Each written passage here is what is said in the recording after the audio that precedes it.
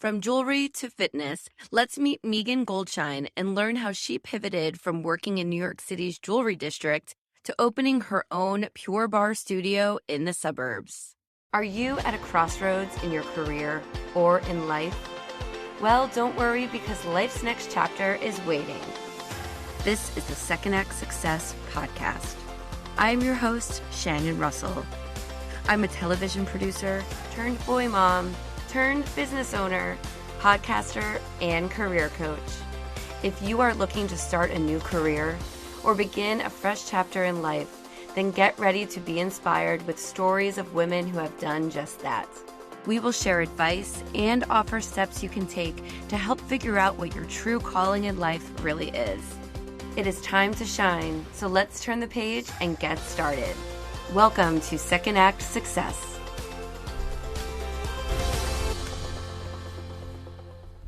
Hello and welcome back, my friend.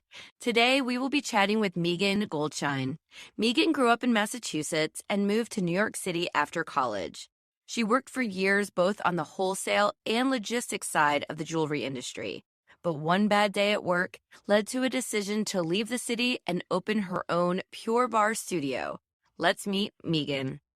It's lovely to have you here. Thank you for being with us. Let's start with your Act One. Where did you begin your career? So I grew up working for my parents. They had a small business in the town where I grew up in Massachusetts. They owned a jewelry store. So when I was really little, my dad would put me to work at sidewalk sales. He would give me, a Windex bottle to spray and clean off his countertop. So I always had a good work ethic from my early days. I went to college at Boston University. I graduated with a degree in journalism and very quickly realized I did not want to be in that world. So when I decided to move to New York City, I just pivoted and fell back on something that was really comfortable for me. I started working at a retail jewelry store. And after about a year or so of that, and realizing that I was the only person I knew working nights and working weekends, and I couldn't really go out with my friends and have fun, I transitioned into the buying office at that jewelry store. And I started working on the wholesale side of the jewelry industry.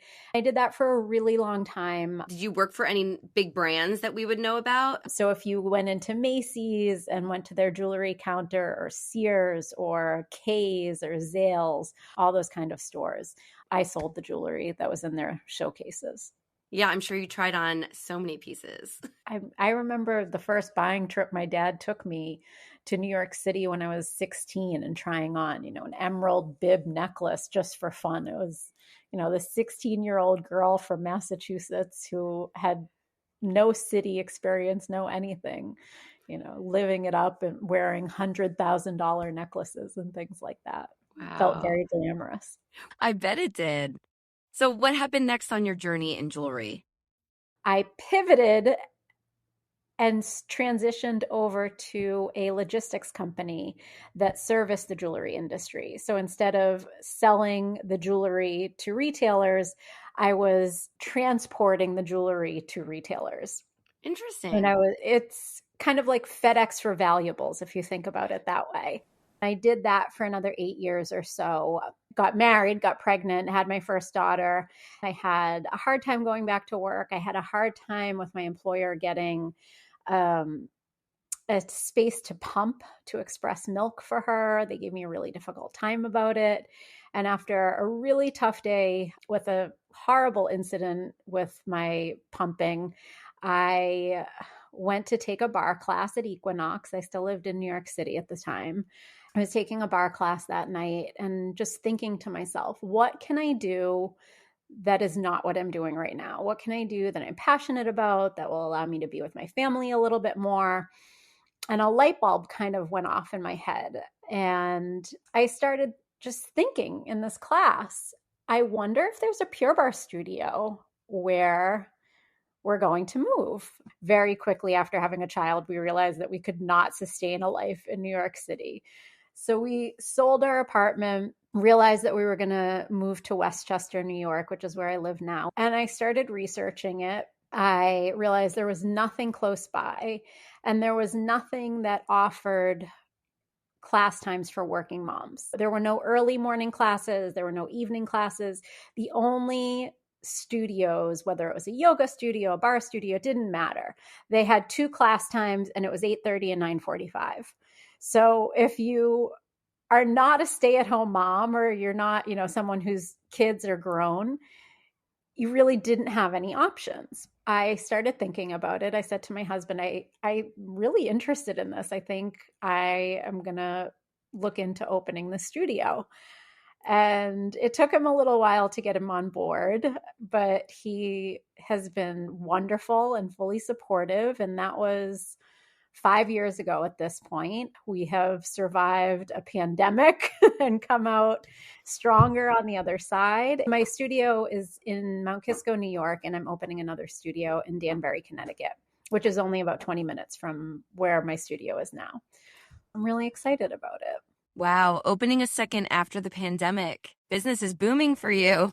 I mean, the pandemic was tough. We were shut down for a really long time. The fact of the matter is, I've had 0 cases of COVID spread to this day in my studio because of all of the safety precautions we've taken, all of the air filtration that we've taken, the distance that is between you and the person next to you.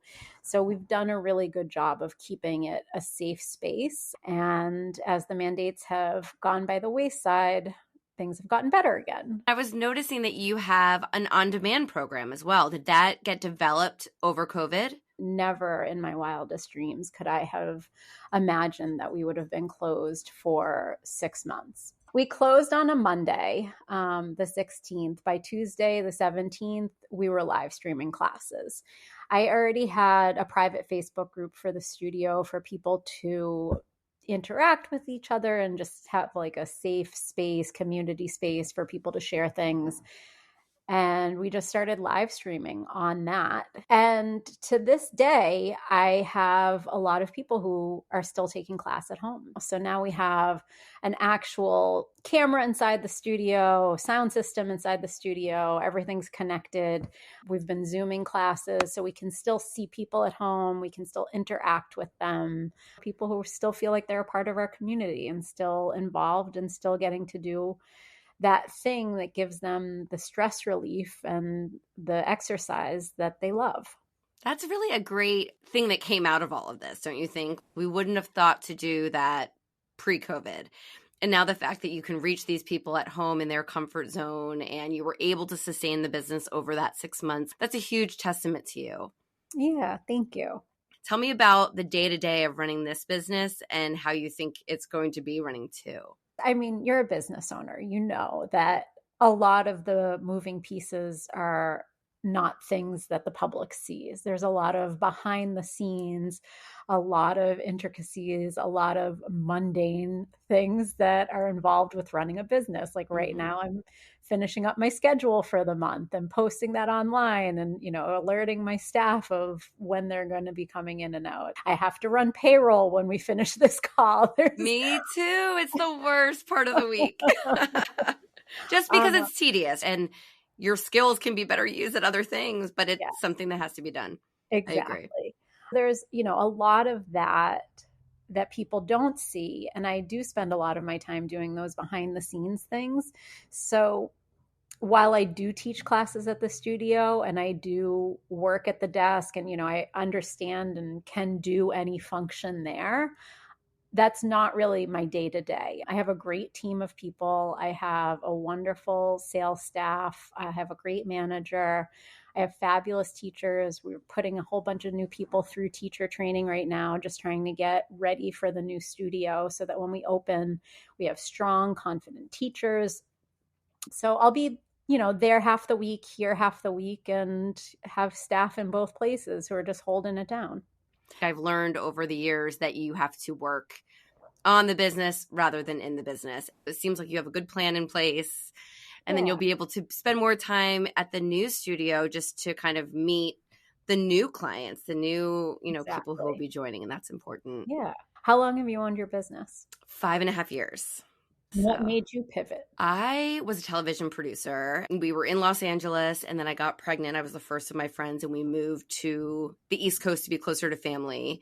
My husband and I are both producers, so we're both working in Manhattan, and the commute, it was just too much. Mhm. When I had my second son, it was another epiphany, kind of like you had. I was walking in heels through Times Square subway station, rushing to get my other kid from daycare. It was just too Yeah. much. When you get that call and you're in the city and you know at minimum you're 2 hours away from getting home, like Oh, there's nothing you can do and you just feel horrible. Like you feel horrible. stuck. Stuck and just helpless that you can't be there as a mom the way you want to. As much as I love the city and I lived in the city for 15 years before we moved out, there's a time for everything. And it just wasn't my time anymore.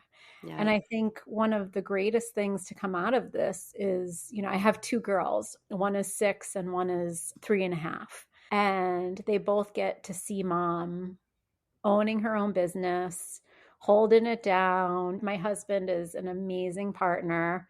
He is so in it. He does so much more of the day to day mundane parenting things than I do, especially the weekend things, because that's my busiest time at the studio. So he's the one dropping them off at dance class and taking them to soccer. So I think from both sides, they get to see this great gender reversal, role Mm-hmm. reversal from what the traditional roles are and what kids are used to seeing. And they see, that women are strong and they can do anything and they can be a boss and they know, mommy's the boss and everyone there works for mommy. If we're in another city and we drive by a Pure Barre, my kids get excited. Mommy, look, there's a Pure Barre there. They're so in it. They're so involved in it. They love it. Or you're giving them like the balance. They're seeing a balance between mommy and daddy. And in this day and age, different than when we were younger, there is no traditional family anymore. So that's wonderful that he's so supportive. Yeah. Does he work in the business or does he work outside of the home? He works outside of the home. He can never leave his job. He has amazing health care. There you go. It's very hard to get the health Mm-hmm. care that he has when you own your own business, but he works in book publishing. He's in a great position. He loves what he does. He has a great work-life balance. So weekends are really busy for you. How do you juggle that mom time? I try to teach at the studio one night a week. I try to do like one morning, one night, and then everybody rotates weekends because no one wants to give up their whole weekend. I'm with the kids a lot. 5 to 7 is definitely our witching hour. They come home from school, they're hungry, they're tired, they don't know what to do with themselves first, but we get a lot of quality time. I try to bring them to the studio if I have something to do. They can keep themselves busy. They're used to going in there. They know all of the staff. During COVID, when our house was feeling like it was too small for all of us, we would take the kids there and just let them run around and burn off energy. And that's wonderful to be able to take them to work. I can too. I have my own brick and mortar and my kids have a couch here in my office. It's like they're home away from home. If school's out and you don't have anything to do with them, they can come with you. I don't know about you. Even if I don't want to go to work, I woke up, I'm tired. I always say how much I love work and I get to go to work because I don't want the kids to think that work is this dreaded thing that Mm-hmm. adults have to do. I always try to say, I am so lucky to be doing this. I'm so lucky to have this business. I try to keep it a positive thing. So if they're sad that I have an event to do on the weekends, I'm like, but it's great. Mommy's so happy. And when I get home, I'll be able to tell you all about it. It's nice because they feel like they're a part of it as much as we are. Totally. I taught a class this morning at 6 o'clock, came home as my husband was running out the door, and my daughter came downstairs and said, "Did you already go to the studio today? Did you already do a class?" Like she knew. I didn't have to tell her anything. She knows our routine. Do they like to work out, exercise, stay fit, do the classes with you? For me, the most important thing is just body positivity and having them feel good about themselves. My older daughter will come home and say, "Oh, so and so said she had a fat belly after she ate." And we really try to keep that kind of talk out of the house. We try to eat whole foods. I love a dessert as much as anyone else, and I love a glass of wine as much as anyone else. But we really try to just focus on, eating real food and feeling good about the things that we do. My older one is in gymnastics. Both of the girls are in dance classes. They're doing soccer. So they're moving their bodies in all sorts of different ways and trying different things. And, if we don't like something that we're doing, that's okay to talk about too, but it's important to try things. They're so used to being on the iPads and just being very static. It's important to get them out there moving too, just as much as we can. And, us too, making sure that we have time for ourselves to go to the gym, for us to go for walks and just kind of show that example. When we have new people coming into our studio, we always say, you schedule everything in your life. Schedule some time for this. Just put that in your calendar. Say that this is the time, the 1 hour you're blocking off to go do something for yourself. 1 hour is less than 5% of your day. It doesn't have to be coming to my studio to do anything. It could be, go take a walk, go read a book, whatever it is that's going to make you feel good in your body and put your mind at ease. That's what you should be doing. Why do you think it's so hard for us to do that? Our generation is we're in such a difficult place, right? Like, I'm a child of the 80s. I went outside when I got home from school and stayed there until it got dark and my parents were yelling for me. We're not that loosey-goosey with our kids. We're more connected to technology and to all of these online platforms than our parents were. So we're constantly second guessing ourselves. We're constantly looking for that gratification. We're the instant gratification generation, because you can just type something into a search box and find the answer. If you're not sure what you're doing as a parent, you can look online for an answer. If you feel like there's something wrong in your body, you can go to WebMD and make yourself crazy and start spiraling out to find an answer as to what's going on, instead of just using your head to think. Right. And a lot of the time we're just too connected to all of our devices, and we have a hard time putting our brains at ease and turning our brains off. I need to practice some mindful breathing as I'm getting ready to rest my head for the night, because I need to literally turn my brain off. And I think that's how most moms feel. It's like your mind is going a million miles a minute and you can't put into words or even write down a list of all of the things that are keeping your mind busy.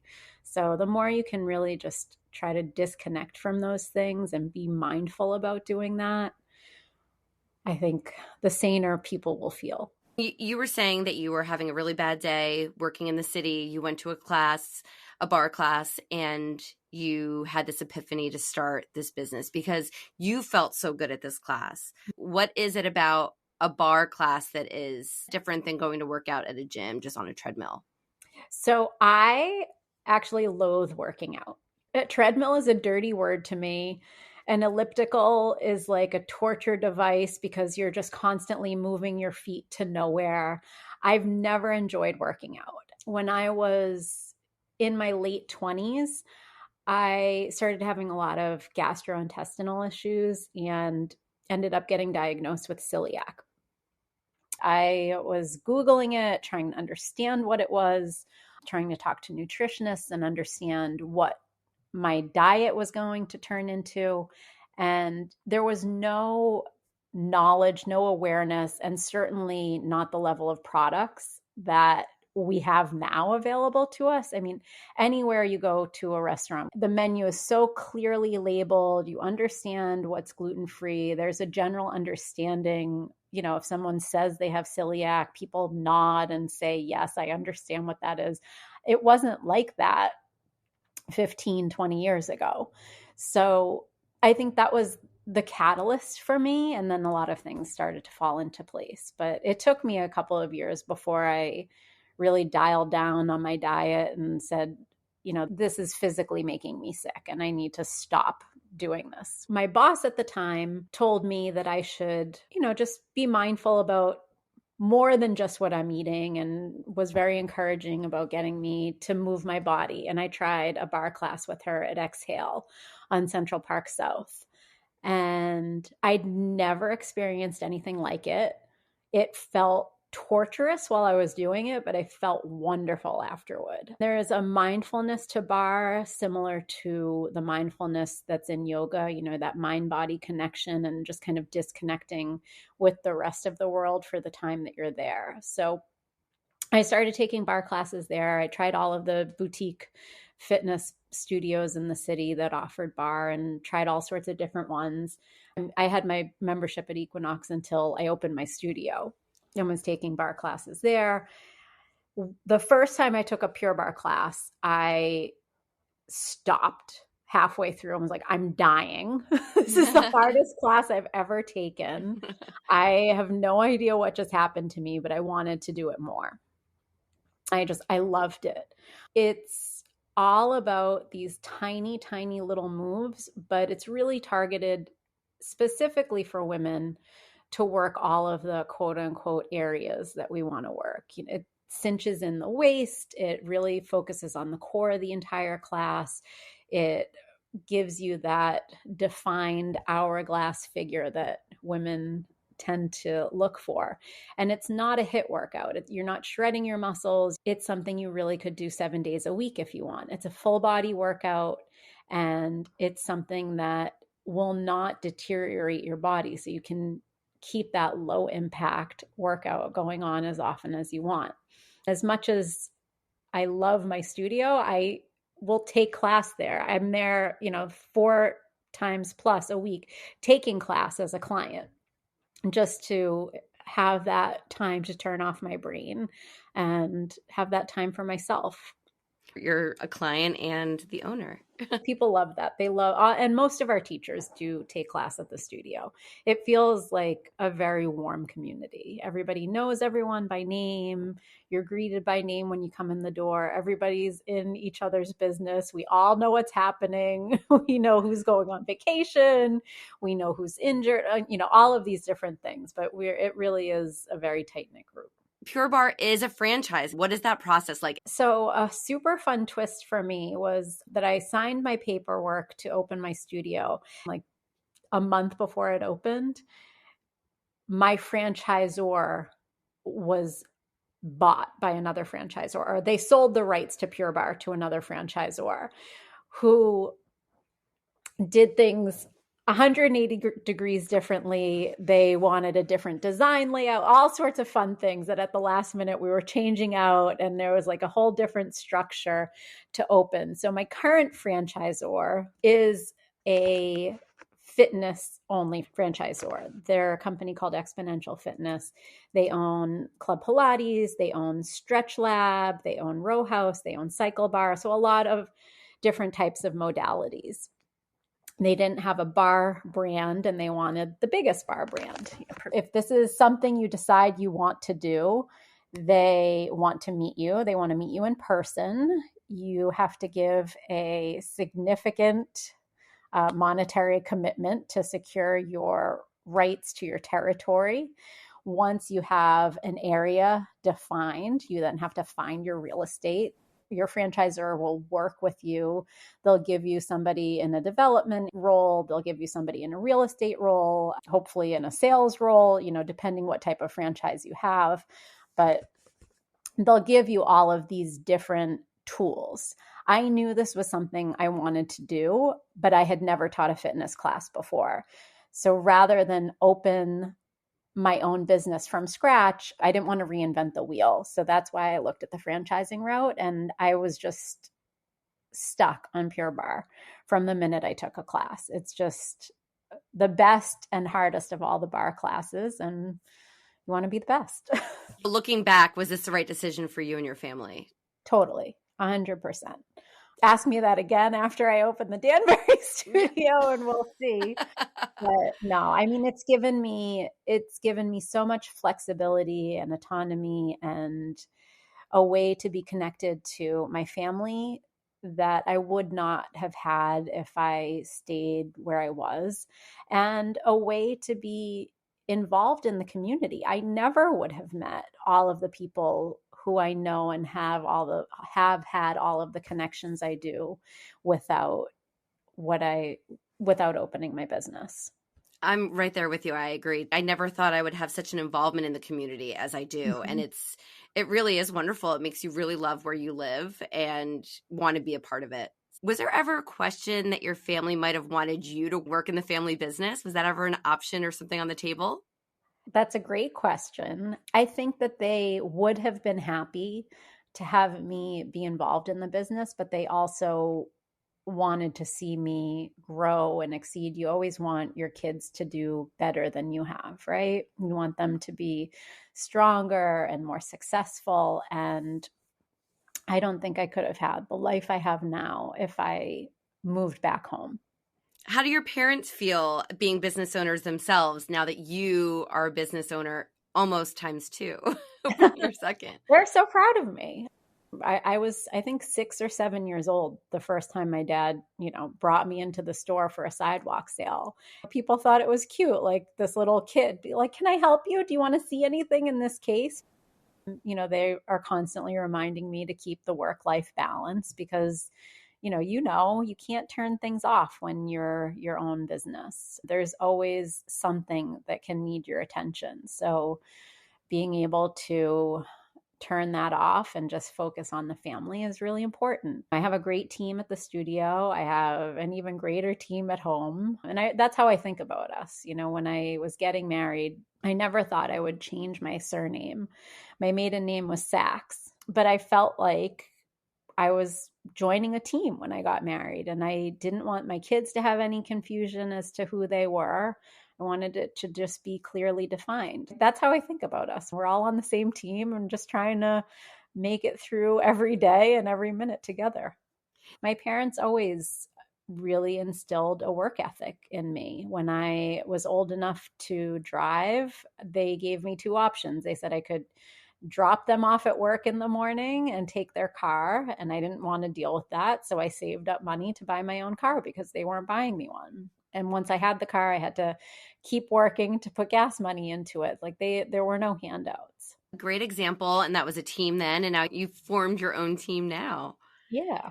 How do you think the jewelry industry prepared you to open your own business? The best part about being in the jewelry industry, I was just saying this to someone because I have a wedding to go to and I have nothing to wear. I have nothing at all jewelry wise to wear. The best part was being able to get jewelry anytime you needed it and just wear these, amazing like Met Gala styled necklaces and all of the crazy garb that you could easily get without even having to think about it. It's a very different industry. I mean, the brick and mortar jewelry industry is not an industry that's thriving. A lot of things have turned online well before COVID. There's Amazon, there's Walmart, just kind of dumbing down jewelry and making it cheaper and more available to the masses, which is great. But that fine jewelry product and the craftsmanship that was there is just not there anymore. So I miss that portion of the wholesale side of things. From the logistics side of things, I started in a business development role and I did not anticipate or expect what ended up happening. I have no regrets about the choices I made. I got to see the world working at that job. I've been to Peru, I've been to Scotland, I've been to Hong Kong and Singapore and India. I mean, places I would have never had the opportunity to see if I, one, stayed working for my parents and eventually taking over that business, or two, hadn't made the decision to shift gears and move to the logistics side of things. I was building new businesses for the company I worked for, getting into areas of business that they had never experienced. So I was just figuring it out as I went along. And I think that really laid the groundwork and made things more of a seamless transition for me. Selling that intangible, I went from selling a piece of jewelry to then selling the concept of security. And that's really what I do now, right? I sell a concept to people. Yes, we have these classes, but you're really giving somebody this peace of mind back. You're giving them the mindfulness, the peacefulness, whatever it is that they need when they're walking in the studio doors. You're giving them that idea back. Yes, you're helping them physically transform their body into what they want it to be, but I really think about that as the last piece of the puzzle. It's about so much more than that. Someone who's coming to the studio is coming for a reason. They're searching for something. So we try to give them what it is they're searching for. I'm a big believer that everything in life happens for a reason. And I think all of those things gave me the life experience and the know-how I needed to do what I'm doing now. Do you feel the transition, the pivot from working in Manhattan to owning your own business now is the work-life balance you want it to be? The life balance could always be better, and I think that's part of what we were talking about with, mindfulness and turning your brain off. It's very easy to let yourself spiral, especially if something goes wrong within your business. And then you can second and third and fourth guess it. And I'm someone who very easily loses sleep over something. So trying to remember that nothing is as bad as it seems, nothing is as big of a deal as it seems, and just really focusing on the family when you're around them, putting down the devices, not constantly picking up the device or picking up the laptop to see what's going on and check in. It's not necessary. It's all going to still be there in the morning. I'm with you. It's really hard to do, but you're right. This customer doesn't need me to reply right now. I can get back to them tomorrow. Everything's going to be fine. Totally. Good reminders. Do you think that there's kind of a common thread between all of your different ventures in life up until now? That is a great question. Might be a question for like a psychologist. It could be. Little introspection. I've never been afraid of taking risks. Once I decide to take the risk, then I get nervous and worry if I've made the right choice, and then the second guessing starts. But I think that's been a major theme in my life. I moved to New York City without having a job. I just knew that's where I wanted to be, figured it out when I got there. I realized that I needed to transition, figured out how to do that, figured out how to work for a different side of the business, and then realized when, maybe it wasn't time for me to be in that business at all anymore. And at no point did I ever avoid risk. I always just went for it. So I would say that's probably the underlying theme in my life. And I'm hearing the theme of a team too, because without the support of your husband, without the support of your parents, I feel like it makes those kind of risks a lot scarier. Yeah, totally. All right, it's time for our 5 fast cues of the week. Here we go. In every episode, I do the 5 fast cues that every guest gets to answer the same 5 questions. Here's the first one. Name one thing that these different chapters in your life have taught you. Humility. Would you recommend taking a leap into a big life change to your best friend? Yes, without question. What is one piece of advice that you would give to someone trying to start their second act? Go for it. What does the next chapter of life look like for you? Exciting. Where can our audience connect with you? Most of my social media accounts are set to private, so you can request to follow me. My Instagram is MRS Goldschein. You can follow us at Pure Barre Mount Kisco, MTKISCO, or you can follow us at Pure Barre Danbury, where we're just getting started. This was so fun. I feel like our lives are aligned in a lot of ways. I wish you the best of luck with the new opening. And you with all of the things you have going on. It's all exciting. Thank you so much, Megan. It was wonderful chatting with you. Thank you so much for having me. This was great. I hope you enjoyed hearing Megan's second act success story. You can connect more with her on Instagram at Mrs. Goldschein. That's M.R.S.Goldschein.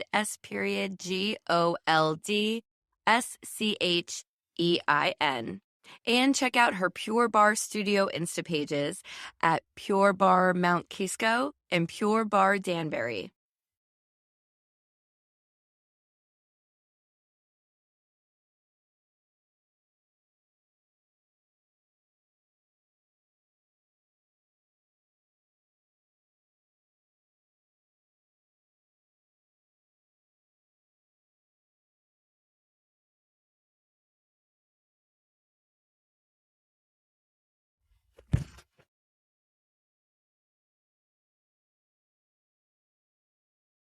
And be sure to check out purebarre.com to find a location near you. Well, that's it for today. We'll be back next week with an all-new episode and a brand new second act success story. I hope that you can leave us a review, and if you are liking the podcast, please tell a friend. Thank you so very much, and have a great day. Thank you for joining us. I hope you found some gems of inspiration and some takeaways to help you on your path to second act success. To view show notes from this episode, recommend a guest with a great story, and learn more about us, visit secondactsuccess.co. Before you go, don't forget to subscribe to the podcast so you don't miss a single episode. And if you're enjoying our time together, please leave a review in Apple Podcasts, Spotify, Stitcher, or wherever you listen to your podcasts. Reviews only take a few moments, and they really do mean so much. Thank you again for